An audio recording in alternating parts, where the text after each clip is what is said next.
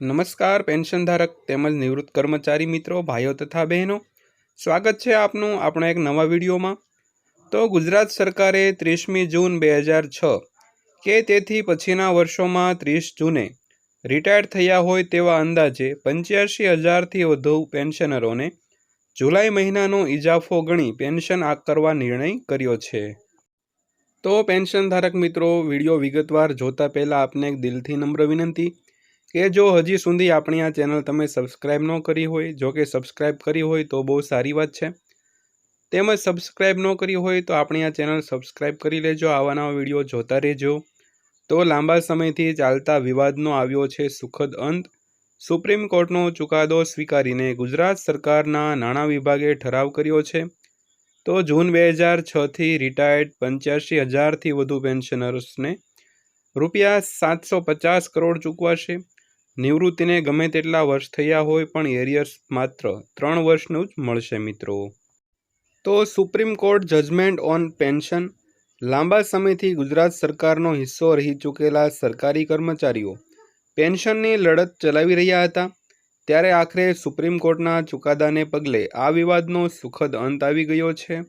આખરે સરકારે કર્મચારીઓની માંગણી સ્વીકારવી પડશે। સુપ્રીમ કોર્ટે કર્મચારીઓના હકમાં ફેસલો કર્યો છે। સુપ્રીમ કોર્ટના આ એક નિર્ણયથી ગુજરાતના હજારો કર્મચારીઓને પેન્શનનો લાભ મળશે।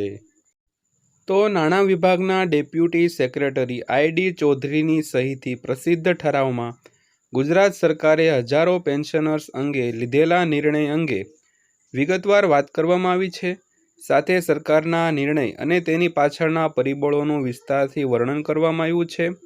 12મી ઓગસ્ટના રોજ પ્રસિદ્ધ આ ઠરાવમાં મદ્રાસ હાઈકોર્ટ, બોમ્બે હાઈકોર્ટની ઔરંગાબાદ બેન્ચ, સુપ્રીમના અનેક ચુકાદાઓને ટાંકવામાં આવ્યા છે।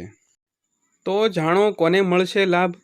તો ગુજરાત સરકારે 30મી જૂન 2006 કે તે પછીના વર્ષોમાં 30 જૂને રિટાયર થયા હોય તેવા અંદાજે 85,000થી વધુ પેન્શનરને જુલાઈ મહિનાનો ઇજાફો ગણી પેન્શન આવકારવા નિર્ણય કર્યો છે।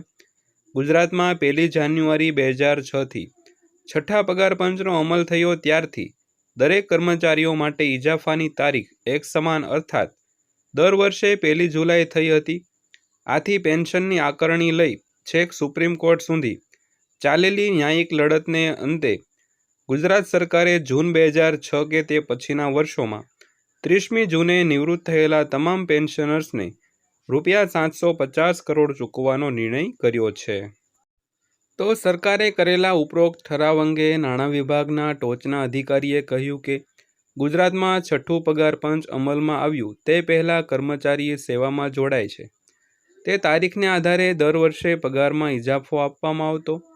તો છઠ્ઠા પગાર પંચના અમલથી દરેકને ઇજાફા માટે દર વર્ષે 1 જુલાઈ નિયત થતા વર્ષ 2006થી તેઓ 30મી જૂને રિટાયર્ડ થતા તેમને ઇજાફા સાથેનું પેન્શન મળતું નહોતું। ખરેખર તો જે ઇજાફા માટે લાયક હતા, વર્ષ પૂર્ણ કરતા હતા, પરંતુ 30 જૂને રિટાયર્ડ થતા હતા, એથી તેને અન્યાય થઈ રહ્યો હતો। એથી સરકારે સુપ્રીમ કોર્ટના ચુકાદાને સ્વીકારીને ઉપરોક્ત નિર્ણય કર્યો હતો। તો દૂર કરાય છે એરિયર્સ અંગેની ગૂંચવણો। તો સરકારી કર્મચારીઓના એરિયર્સ મુદ્દો ગૂંચવણ સર્જાતા નિવૃત્તિને ગમે તેટલા વર્ષો થયા હોય પરંતુ તે પૈકી માત્ર 3 વર્ષનું જ એરિયર્સ ચૂકવવા નિર્ણય ગુજરાત સરકાર દ્વારા કરવામાં આવ્યો છે। અલબત્ત 1 જુલાઈ 2023થી દરેક રેગ્યુલર પેન્શન મળશે, ઉપરાંત રજા પગાર, ગ્રેચ્યુઇટી મળશે જ। આ નિર્ણયથી સરકારી તિજોરી પર અંદાજે ₹750 કરોડનું ભારણ આવશે। જોકે વર્ષોથી જેને અન્યાય થતો હતો તે દૂર થશે મિત્રો। તો મિત્રો, આ ત્યાજની માહિતી, લેટેસ્ટ માહિતી।